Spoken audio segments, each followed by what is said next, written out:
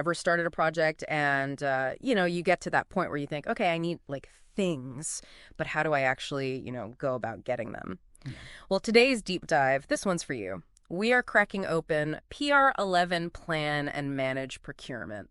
It's basically like your secret weapon for like mastering the art of, getting stuff done, but like without turning the entire thing into a chaotic mess. And this isn't just about those, like massive corporate projects. Right. The principles that we're talking about here, these apply whether you're like, I don't know, building a house or even organizing some huge conference, even planning a film shoot. Right. It's all connected. I was flipping through the guide earlier, and it's got these examples, right, from construction, IT, even pharmaceuticals. But it all seems to start with this like surprisingly deep question. What do you actually need for this thing to work? It's like, when you're building a house.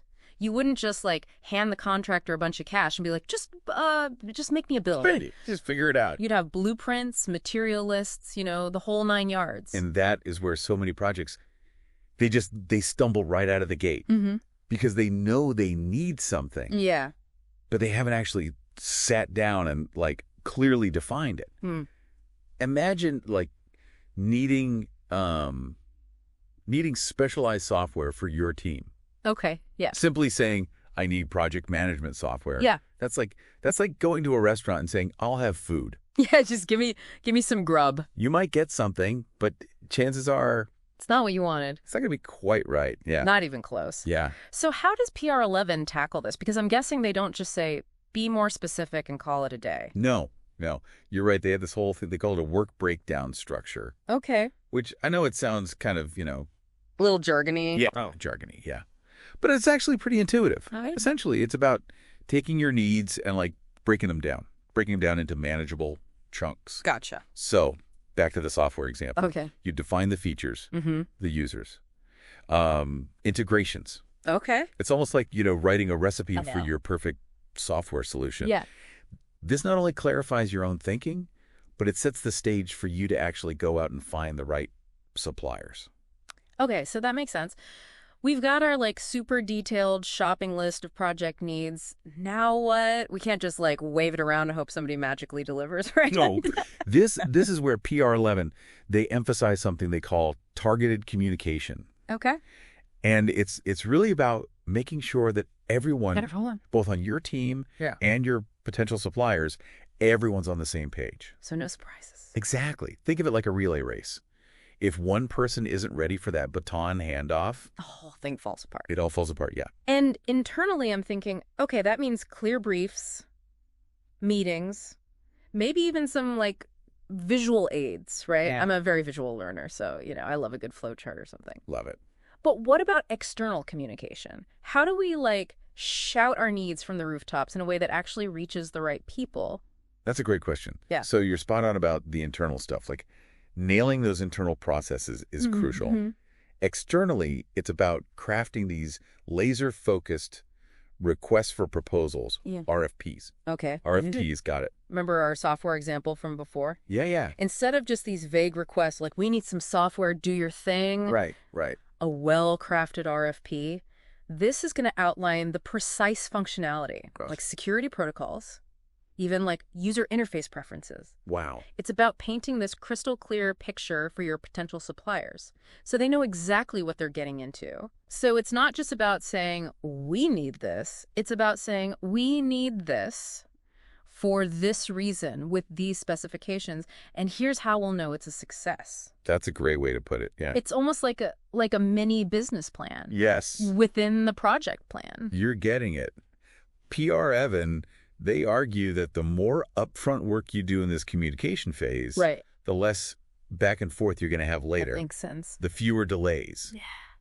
The fewer costly misunderstandings. And that, my friends, is the sound of a well-managed budget breathing a sigh of relief. Exactly. But finding the right suppliers. I mean, that's a whole other ballgame, isn't it? It is. So we've laid the groundwork, right? We've got our crystal clear needs, the communications locked in. Right. Now comes the part where we actually find the people who are going to make this project, Make it sing. make it sing. Exactly. Mhm. How does PR11 guide us through, the sometimes terrifying world of supplier selection? Yeah, it can feel like a jungle out there. It can. It's tempting, right, to just go with, like, the first supplier who checks all the boxes. Oh, 100%. Just get it over with. Yeah. But PR11 encourages, like, a more strategic approach. Okay, I like the sound of that already. They introduced this idea of it's called a weighted scoring model. Okay, that sounds a little... It sounds very jargony, Yeah, a little bit. but it's actually, once you wrap your head around it, Okay. it's pretty intuitive. All right, well, break it down for me. No jargon allowed. All right, deal. Imagine you're judging like, an Olympic diving competition. Okay, I like where this is going. Each dive gets a score, right? Mhm. But some dives, they're just inherently harder. Right. So they have a higher, what they call weight Mhm. in the overall score. Okay. So similarly, when you're choosing your suppliers, Mm-hmm. you would list out your criteria, things like cost, experience, reliability, Okay. and you would assign a weight to each one Based on... based on their importance to your project. Gotcha. So if, timely delivery, if that's make or break for my project, Right. that's going to get a bigger weight than, say, the supplier having, a really nice website. Exactly. You got it. This way, you're not just comparing apples to oranges. Right, right. You're actually quantifying what matters most That's huge. to your project's success. It's like it takes the emotion out of it, right? Totally. It helps you make those objective decisions, even when you're juggling these multiple bids, and they all sound really good. Right. Everyone's promising you the world. Exactly. That's a game changer. And I feel like it makes those tough supplier decisions, it makes it way less stressful. Oh, 100%. It takes a lot of the guesswork out of it. I bet. And PR11 really is all about taking the emotion out of procurement, like replacing that gut feeling with Yeah. a system Okay. that minimizes your risk. And it maximizes your chances of having a nice, smooth project. I am all about that. And speaking of risk, once you've actually, you've chosen your dream team of suppliers, Yeah. how do you make sure everyone actually plays by the rules? The million-dollar question. Right. Well, it starts with CAVs. Contracts. Contracts. You got it? That's where things get legally binding. Does PR11, do they offer any, hot tips beyond the usual make sure a lawyer looks at it? Because let's be real. Contracts can be intimidating. They're dense. A lot of jargon. But they are crucial. And PR11 actually goes really deep on this whole idea of contract negotiation. Okay.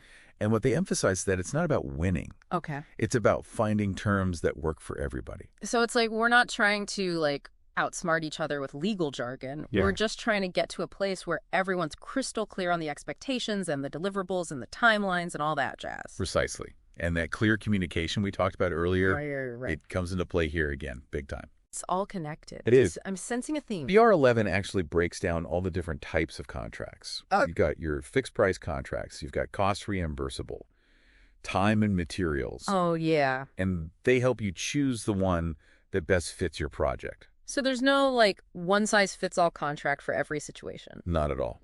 A fixed price contract, that's great if you have a really well-defined project, right? Okay. Where you don't anticipate too many changes. Okay, so minimal wiggle room. Exactly. Okay. But then, you get into those, we'll know when we see it situations. Right. That's where a time and materials contract can be your best friend.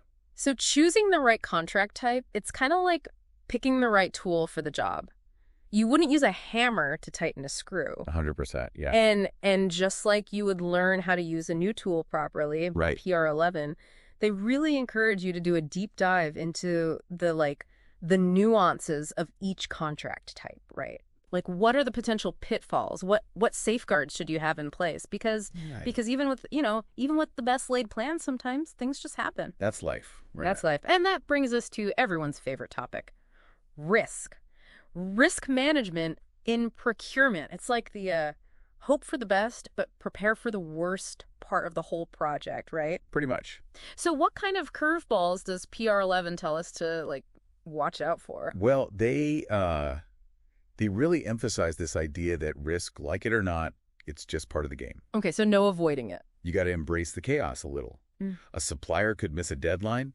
You could have a shipment that gets lost. I mean, even something as unpredictable as like a natural disaster, these things happen, and they can really throw a wrench in the works. Yeah, no kidding. And PR11 makes it very clear. Burying your head in the sand, not a viable strategy. So no ostrich-style procurement?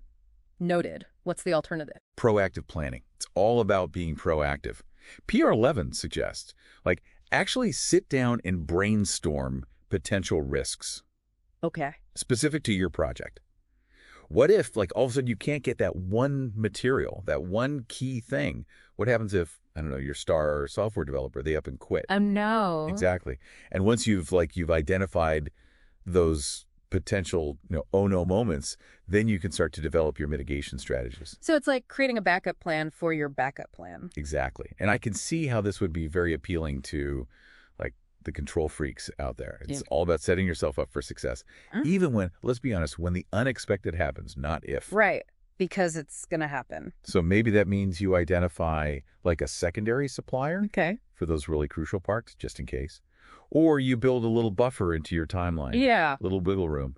Because delays, they happen. They do. And I imagine having a good contract in place helps too, right? Absolutely. That solid contract is like your safety net. A well-crafted contract. It'll include clauses that outline exactly what happens if there are delays or if there are disputes, even something called a force majeure event. Okay, force majeure sounds very official. Remind me what that one is. So that's your act of God situation. So, okay. Natural disasters, pandemics, anything that's truly outside of anyone's control. Yeah. And having that stuff like spelled out in advance, right, it can be a lifesaver. If, knock on wood, please, something major throws your project totally off track. All right. So we've tackled planning. We've talked communication, supplier relationships. We even got into the art of like risk anticipation.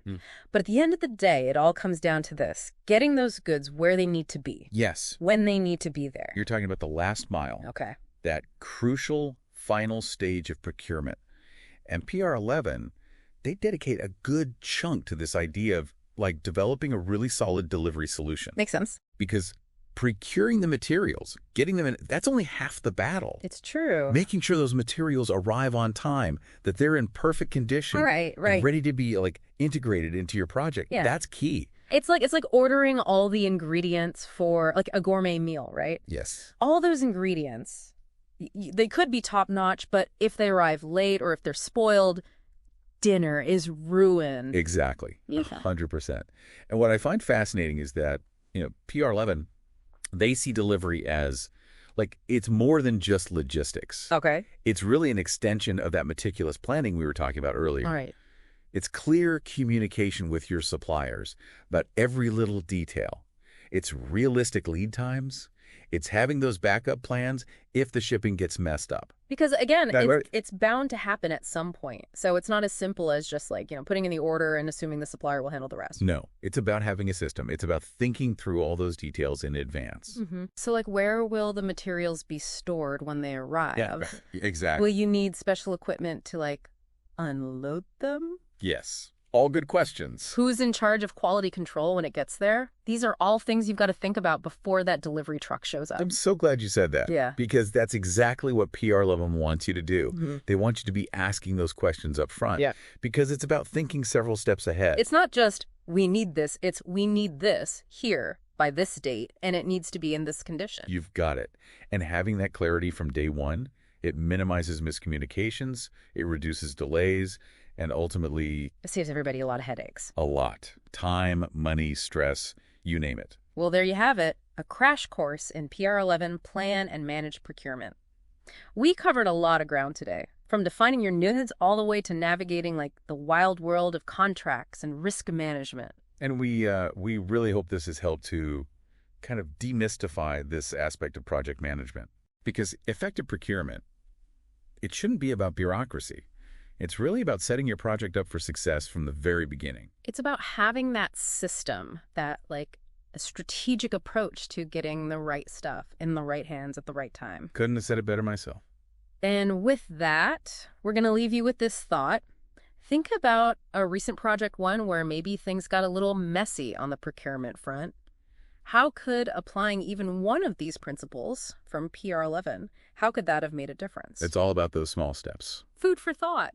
Until next time, happy procuring.